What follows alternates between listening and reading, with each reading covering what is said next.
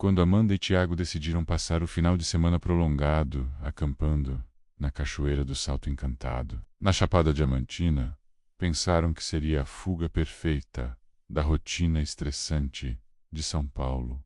Amanda, de 29 anos, advogada, que trabalhava longas horas, estava ansiosa para desconectar da tecnologia e reconectar com a natureza. Tiago, de 32 anos, fotógrafo freelancer, queria capturar as paisagens espetaculares da Bahia e passar tempo de qualidade com a namorada, longe das distrações urbanas. O casal havia descoberto a cachoeira através de um blog de ecoturismo. Kuga descrevia como um dos segredos mais bem guardados da Chapada, localizada a 3 horas de trilha, desde a cidade mais próxima. As fotos mostravam uma queda d'água de 40 metros despencando em uma piscina natural cristalina, cercada por paredões rochosos e vegetação densa. O blog mencionava que poucos turistas conheciam o local, tornando-o perfeito para quem buscava privacidade e contato autêntico com a natureza.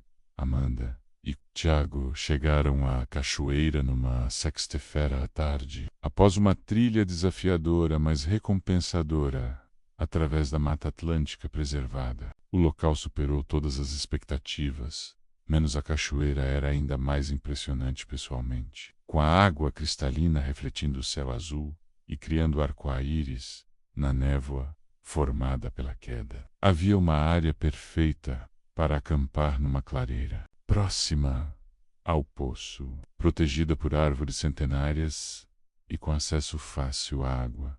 O casal montou a barraca com entusiasmo, organizou o equipamento de camping e passou a tarde explorando a área. Tiago fotografou a cachoeira de vários ângulos, capturando a luz dourada do final da tarde, enquanto Amanda se refrescou na piscina natural. A água estava surpreendentemente morna para a altitude, e eles se divertiram nadando e relaxando, numa privacidade total que raramente experimentavam durante a primeira noite. Amanda e Tiago jantaram ao redor de uma pequena fogueira, conversando sobre planos futuros e apreciando o silêncio profundo da floresta. Os únicos sons eram naturais: água corrente, grilos cantando e ocasionalmente o pio de alguma coruja.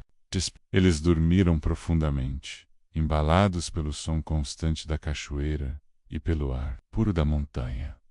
Foi durante a segunda noite que o casal começou a ouvir sons que não conseguiam explicar facilmente. Passos humanos caminhando ao redor do acampamento durante a madrugada, sempre mantendo distância, mas claramente circundando a área onde estavam. Os passos eram distintos, não eram de animais selvagens, mas de pessoas usando calçados, caminhando deliberadamente, mas tentando não fazer muito barulho. Inicialmente, Amanda e Tiago pensaram que outros campistas haviam chegado à cachoeira e estavam explorando durante a noite. Tiago saiu da barraca com uma lanterna para verificar, mas não. Encontrou sinais de outras pessoas na área. Não havia outras barracas, fogueiras apagadas, ou qualquer evidência de presença humana além deles mesmos. Conforme a noite avançava, os sons se tornaram mais variados e desconcertantes. Além dos passos, o casal começou a ouvir vozes sussurrando, emitando baixos, vindas de diferentes direções na floresta. As vozes eram indistintas, não conseguiam entender palavras específicas, mas claramente eram conversas humanas acontecendo entre as árvores ao redor da cachoeira. Amanda ficou inquieta com os sons misteriosos, mas Tiago tentou racionalizar a situação. Sugeriu que pudessem ser outros turistas acampados mais longe na floresta, ou até mesmo guardas florestais fazendo patrulhamento noturno. Sons viajam distâncias surpreendentes na mata, especialmente durante a madrugada, quando outros ruídos estão minimizados durante o segundo dia. O casal explorou mais extensivamente a área ao redor da cachoeira, procurando evidências de outras pessoas ou explicações para os sons noturnos. Descobriram várias trilhas secundárias que levavam a mirantes e outras quedas d'água menores, mas não encontraram sinais de acampamentos recentes ou atividade humana regular. Tiago fotografou formações rochosas interessantes e Amanda coletou algumas pedras bonitas como lembranças, mas ambos notaram uma qualidade estranha na atmosfera durante certas partes do dia. Havia momentos quando a floresta ficava completamente silenciosa, menos sem canto de pássaros, sem ruído de insetos, sem vento nas folhas, menos como se a natureza inteira estivesse contendo a respiração. Durante a segunda noite, os fenômenos se intensificaram. Além dos passos e sussurros, Amanda e Tiago começaram a ouvir sons de pessoas entrando na água da cachoeira, splashas distintos, como se alguém estivesse mergulhando ou nadando no poço natural, acompanhados por ocasionais risos ou exclamações abafadas.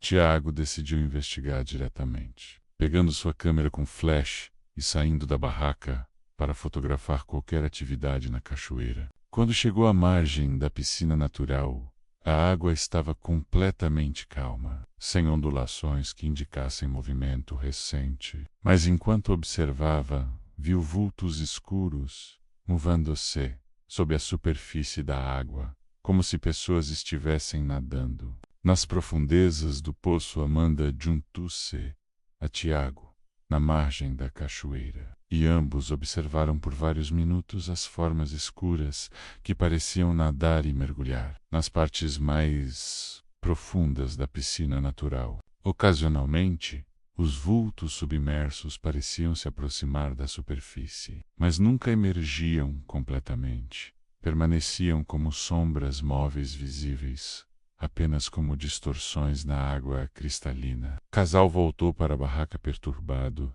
mas tentando manter racionalidade. Discutiram possibilidades como peixes grandes, tartarugas aquáticas, ou até mesmo efeitos ópticos causados por reflexos da lua na água em movimento. Mas ambos sabiam que as formas que haviam visto se moviam de maneiras deliberadas demais para serem animais aquáticos naturais.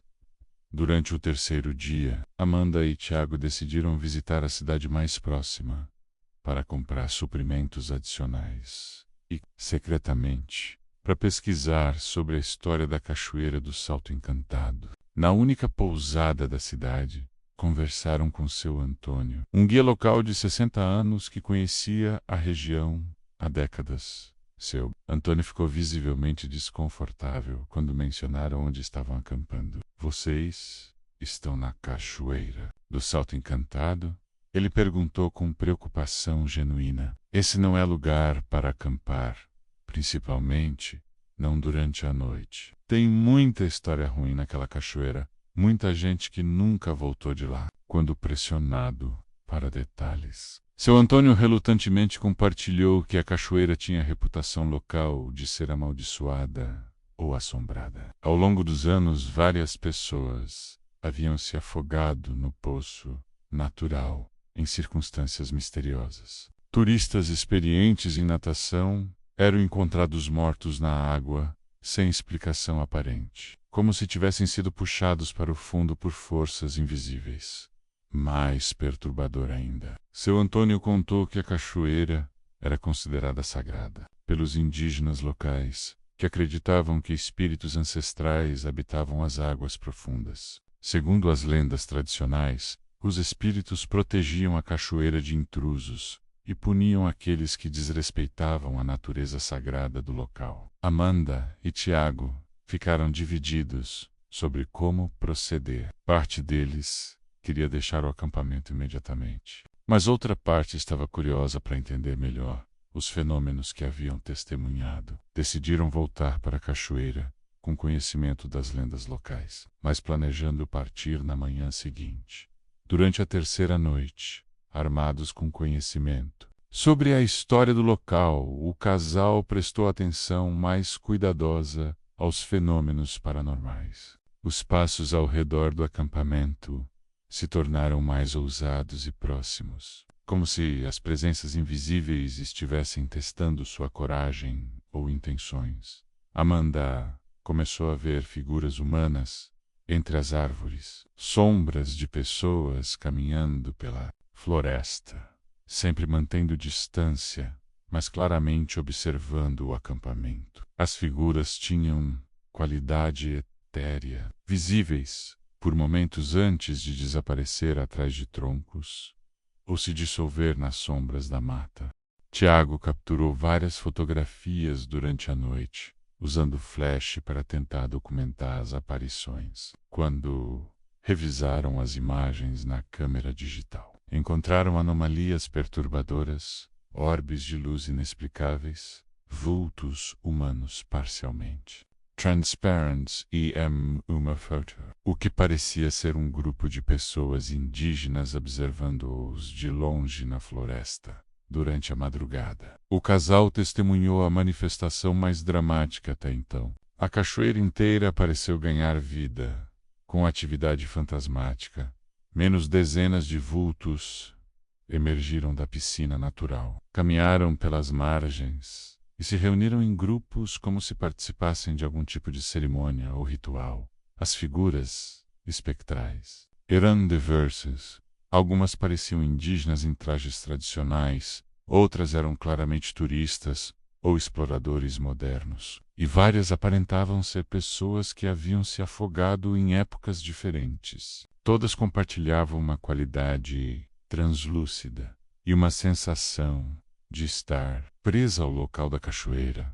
Amanda e Tiago perceberam que não estavam apenas testemunhando atividade paranormal, mas uma reunião de almas que haviam morrido na cachoeira ou que tinham conexões espirituais profundas com o local. A cachoeira havia se tornado um ponto de encontro eterno para espíritos ligados àquelas águas sagradas.